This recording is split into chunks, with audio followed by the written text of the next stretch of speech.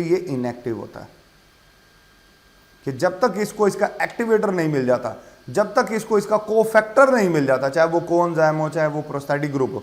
ये देखें ना, ये लिखा हुआ है कोफैक्टर, तो ये कोएंजाइम है, ये इसके साथ अब देखें ये अटैच हो गया। अब ये कॉम्प्लेक्स बन गया एंजाइम, एंजाइम प्लस कोफैक्टर, ठीक है ना। तो एंजाइम प्लस कोफैक्टर वाली बात हो, दोनों चीजें अगर शामिल है तो इसको बेटा आप होलो एंजाइम का नाम देते हो। क्या नाम देते हो? Holo enzyme. ये एक्टिव फॉर्म है एंजाइम, ये एक्टिव हो जाएगा, ठीक है ना। जब तक जो है कोफैक्टर अटैच नहीं होगा उस वक्त तक सबस्ट्रेट भी अटैच नहीं हो सकता। पहले कोफैक्टर अटैच होगा, एंजाइम एक्टिव होगा, फिर उसका जेन्युइन सबस्ट्रेट उसके साथ अटैच होता है। तो होलो एंजाइम जो है बेटा कोफैक्टर प्लस एंजाइम को कहा जाता है, जबकि cofactor enzyme minus cofactor that will be equal to apoenzyme. चले ये देखें, ये एपो एंजाइम और को एंजाइम के बारे में, होलो एंजाइम के बारे में यहाँ पर लिखा हुआ है। उसके बाद है बेटे अकरेंस ऑफ एंजाइम। इसका मुराद होता है कि एंजाइम कहाँ पर मौजूद होगा, कहाँ ये पाया जाएगा। देखें, जो रिएक्शन जहाँ पर होता है ना उसका रेलेवेंट एंजाइम भी वहीं पर होता है। मसलन देखिए फोटोसिंथेसिस की बात कर लेते हैं। देखो बेटा, फोटोसिंथेसिस आप जानते हो क्लोरोप्लास्ट में होती है, ऐसे ही है ना। तो फोटोसिंथेसिस करने वाले तमाम के तमाम एंजाइम क्लोरोप्लास्ट में होंगे। लाइट रिएक्शन वाले थैलाकाइड की सरफेस पे होंगे और जो डार्क रिएक्शन करते हैं वो क्लोरोप्लास्ट के स्ट्रोमा में होंगे। ये बात मैंने आपको चैप्टर नंबर 4 यानी यूनिट 1 में बताई थी आपको।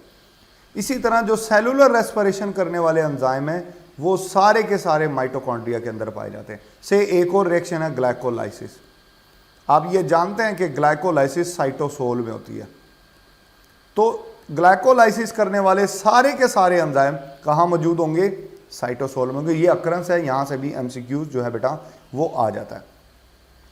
उसके बाद है करेक्टरिस्टिक्स ऑफ एंजाइम्स। देखो बेटा, करेक्टरिस्टिक्स ऑफ एंजाइम की अगर आप बात करें ना तो ये एक 3 डायमेंशनल ग्लोबुलर प्रोटीन होती है।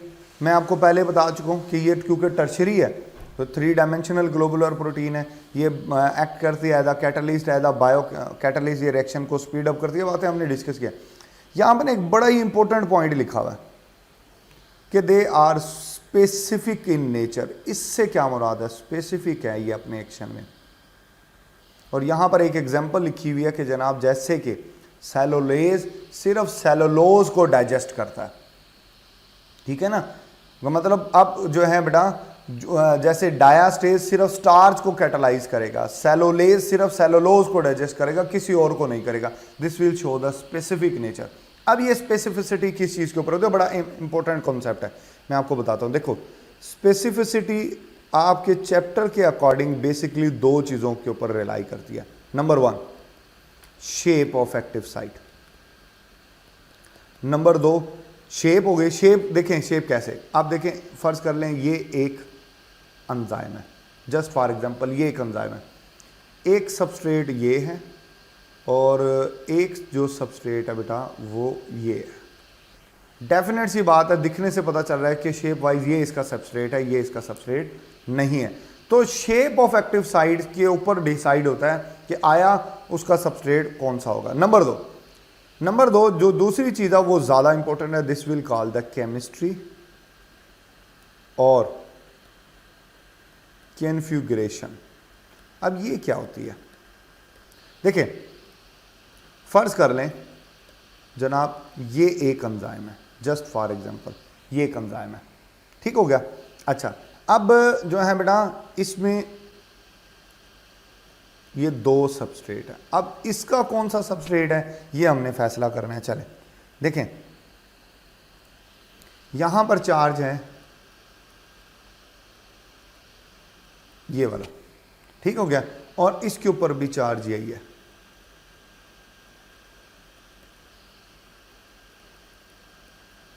जबकि यहां चार्ज ये। तो यहां पर कुछ अमाइनो एसिड होते हैं जिसकी वजह से इसको चार्ज बेरिंग कैविटी कहा जाता है। जो एक्टिव साइट होती है ना, इसको चार्ज बेरिंग एक्टिविटी के एक मखसूस चार्ज इसके ऊपर जो है बेटा वो पाया जाता है उन अमाइनो एसिड्स की वजह से। अब देखें, ये 2 तरह के सबस्ट्रेट हैं। अब इन सबस्ट्रेट में जो ऑपोजिट चार्ज वाला है सिर्फ वही अटैच हो सकता है, जो सेम चार्जेस वाला है वो अटैच नहीं हो सकता। तो ये जो चार्ज जो अटैचमेंट है बेटा या जो अट्रैक्शन है ये बड़ी मखसूस होती है, ये मैच नहीं करती। शेप फिर मैच कर सकती है, शेप में कोई 19-20 भी हो सकता है according to the induce fit model, लेकिन ये जो केमिस्ट्री और कॉन्फ़िगरेशन है ये कभी भी चेंज नहीं हो सकती। तो ये मेन पार्ट होती है किसी भी एंजाइम की स्पेसिफिसिटी के अंदर, ये बात आपने याद रखनी है। फिर यहाँ ये जो सेलुलोज और सेलुलेज वाला बात लिखो ना, यहाँ पे भी मैं आपको एक बात बताता हूँ, कुछ एंजाइम्स सबस्ट्रेट लेवल के होते हैं, मतलब उनका एक ही मतलब वो स्पेसिफिक, जैसे सेलुलेज है ये सिर्फ सेलुलोज के ऊपर काम करता है। अब जैसे मैं कुछ एंजाइम की एग्जांपल देता हूँ जो सबस्ट्रेट लेवल के नहीं होते, वो जर्नल वर्क करते हैं। मसलन जैसे फर्ज कर ले हम बात कर लेते हैं पेप्सिन की। पेप्सिन ना प्रोटीन को डाइजेस्ट करता है। वो प्रोटीन बहुत सारी इकसाम की होती है, बहुत सारी इकसाम की प्रोटीन को ये डाइजेस्ट कर देगा। ये जर्नल है, ये सबस्ट्रेट स्पेसिफिक नहीं है। जबकि सेलुलेज कार्बोहाइड्रेट में सबस्ट्रेट स्पेसिफिक है। अब जैसे इसी तरह मैं बात कर लूँ अमाइलेज की, अमाइलेज स्टार्च को भी कर देता है, ग्लाइकोजन को भी कर देता है। ये सब वो कार्बोहाइड्रेट डाइजेस्टिंग एंजाइम है, ठीक है ना। जर्नल इसके लिए लफ्ज इस्तेमाल होता है कार्बोहाइड्रेट, वो सबस्ट्रेट स्पेसिफिक नहीं है। ये सेलुलेज सबस्ट्रेट स्पेसिफिक है। मेरा ख्याल है मेरी बात आपको समझ आ गई होगी। यहाँ से भी एक आध बार MCQs बनाया गया है। चलें, इसके बाद ये मैं बता चुका हूँ ये स्पेसिफिक होते होंगे टेम्परेचर, और ये बातें आगे चल के हम डिस्कस करेंगे। चले, एक्टिवेशन एनर्जी के बारे में मैंने आपको बताया कि वो कम से कम एनर्जी, ठीक है ना, ये एनर्जी जो होती है this will required to start a chemical reaction, ये, लेकिन ये एनर्जी ज़्यादा है। अगर आप एंजाइम इसके अंदर डाल दो तो एंजाइम एक्टिवेशन एनर्जी को कम कर देते हैं। जो रिएक्शन पहले इतनी एनर्जी इस्तेमाल करके रिएक्टेंट से प्रोडक्ट के अंदर बदल रहा था, अब वो इतनी एनर्जी से बदल जाएगा, यानी अब उसको कम एनर्जी चाहिए। रिएक्शन होने के चांसेस जो हैं वो कम हो जाते हैं। एंजाइम्स एक्टिवेशन एनर्जी को लोअर करते हैं, देखें ना, कम कर दी, इतनी कम कर दी है। ये आप देखो इतना फर्क पड़ गया इसमें, ठीक हो गया। अच्छा, ये भी एक दफ़ा आ जाता कि ये एंडोथर्मिक है, देखो रिएक्टेंट की एनर्जी ज़्यादा है इसलिए वो ऊपर है, और प्रोडक्ट अगर नीचे है, इसका क्या मतलब है कि ये एक एक्सोथर्मिक रिएक्शन था। रिएक्टेंट ने हीट को रिलीज़ किया तो वो नीचे आए हैं, ठीक है ना। हीट को जो रिलीज़ करते हैं वो एक्सोथर्मिक, अगर प्रोडक्ट ऊपर होता रिएक्टेंट नीचे होते तो इसका मतलब ये एक एंडोथर्मिक रिएक्शन होता, ठीक है ना। चल, फिर पेप्सिन और पेप्सिनोजिन में क्या फ़र्क होता है, ये लिखा हुआ ना, पेप्सिनोजिन और पेप्सिन। ये एक प्रोटीन डाइजेस्टिंग एंजाइम होता है। ये कौन सा एंजाइम होता है? एक प्रोटीन को हजम करने वाला एंजाइम होता है, क्योंकि हमारा स्टमक भी प्रोटीन का बना है कि कहीं हमारे स्टमक की वॉल को डाइजेस्ट ना कर दे, तो इस वजह से बचने के लिए ये इनएक्टिव फॉर्म में प्रोड्यूस किया जाता है। जब प्रोटीन वाली डाइट आ जाएगी तो क्या होगा कि मैदे में एसिड पैदा होगा, वो इसको एक्टिव फॉर्म में बदल देगा। कौन इसको एक्टिव फॉर्म में बदलेगा? HCl। HCl जो है बेटा वो पेप्सिनोजिन को पेप्सिन में जो है वो कन्वर्ट कर देता है। बहुत सारे एंजाइम साइटोप्लाज्म में फ्लॉट करते हैं। ज़्यादातर एंजाइम जो है बेटा वो मेम्ब्रेन के साथ अटैच होते हैं, सेल मेम्ब्रेन के साथ या ऑर्गेनेली की मेम्ब्रेन के साथ इनकी अटैचमेंट हो जाती है। चले, उसके बाद बेटा अगला हमारा क्वेश्चन है फीडबैक इनहिबिशन। फीडबैक क्या होता है? देखो मैंने पहले भी बताया था कि फीडबैक जो है बेटा the type of reaction in which product itself control its production, कि प्रोडक्ट अपने आप को खुद कंट्रोल कर रहा है। अब कैसे कंट्रोल कर? देखिए इसमें A B बना रहा है, B C बना रहा है, C D बना रहा है। A को B बनाने में एंजाइम 1 काम कर रहा है, B को C में 2 और C को D में 3 एंजाइम काम कर रहा है। अब ये प्रोडक्ट D बनता जा रहा है। जैसे इसकी मिकदार ज़्यादा होगी तो इसकी मिकदार बढ़ने से इसका इनहिबिटरी इफेक्ट होगा एंजाइम नंबर 1 पर। मतलब इसकी जब D बढ़ जाएगा तो एंजाइम 1 को इनहिबिट कर देगा, और जैसे ही ये इनहिबिट करेगा A B में बदलना बंद हो जाएगा और अल्टीमेटली D बनना बंद, ठीक है ना। कि D बढ़ा तो D ने अपने आप को खुद प्रोड्यूस करना बंद कर दिया, और जैसे ही D की मिकदार में कमी आएगी इसका इनहिबिटरी जो इफेक्ट है, इसका जो फीडबैक है वो नहीं जाएगा, और ये एंजाइम वर्क करना शुरू कर देगा और ये D बनना शुरू हो जाएगा। तो this is called feedback inhibition, कि D अपने आप को बनने के लिए खुद कंट्रोल कर रहा है, खुद मैसेज दे रहा है, तो इसको जो है बेटा वो आप फीडबैक इनहिबिशन का जो है वो नाम देते हैं। चले, उसके बाद आगे चलते हैं। अगला जो क्वेश्चन है बेटा वो है मैकेनिज्म ऑफ एंजाइम एक्शन। अब ये क्या होता है? मैकेनिज्म ऑफ एंजाइम एक्शन क्या होता है? इसके हवाले से जो इनिशियल बातें हैं वो तो हमने डिस्कस कर ली है कि एक्टिव साइड, बाइंडिंग साइड, उसकी स्पेसिफिसिटी, ये सारी बातें हमने डिस्कस कर लिया।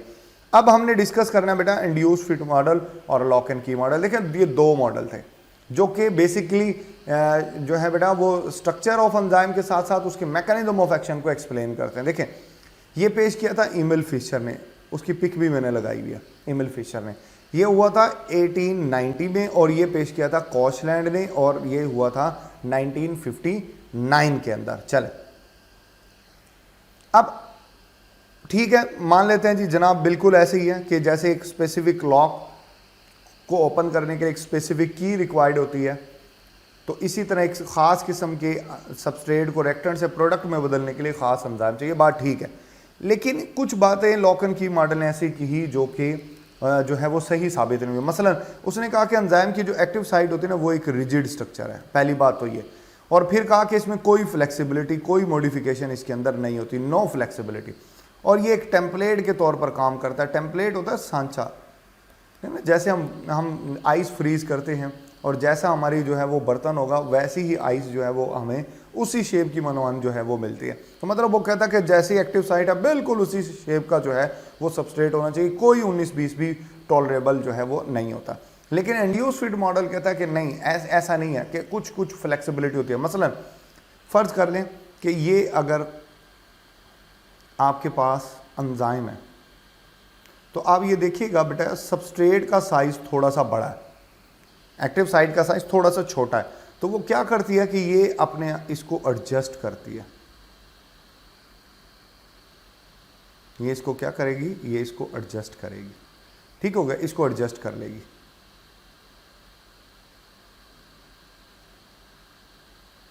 इसको एडजस्ट कर लेगी। अच्छा, फिर क्या होगा, जब ये प्रोडक्ट में बदल जाएगी, ये प्रोडक्ट बन जाएगा, ये वापस अपनी ओरिजिनल शेप में चली जाती है। This is called the flexibility.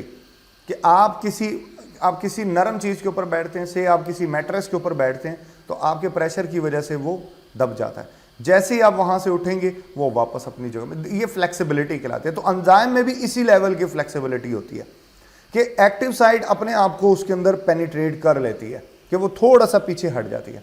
इसका मतलब ये नहीं है कि किसी भी शेप का, किसी भी साइज का जो सबस्ट्रेट है वो फिट हो जाएगा, ऐसा मतलब नहीं है। 19-20 एडजस्टमेंट हो सकती है। तो this will call the flexibility. यही चीज़ थी जो इंड्यूस फिट मॉडल ने जो है बेटा वो एक्सप्लेन की थी। तो डेट्स वाई ये मोर एक्सेप्टेबल जो है वो मॉडल यहाँ पर जो है बेटा वो कंसिडर हुआ। चले, यहाँ पर जो है बेटा वो हमारा जो है वो पहला टॉपिक जो है वो मुकम्मल हो गया। आपके जहन में कोई सवाल हो तो बेटा आपने मुझसे ज़रूर पूछना है। थैंक यू, अल्लाह हाफिज़।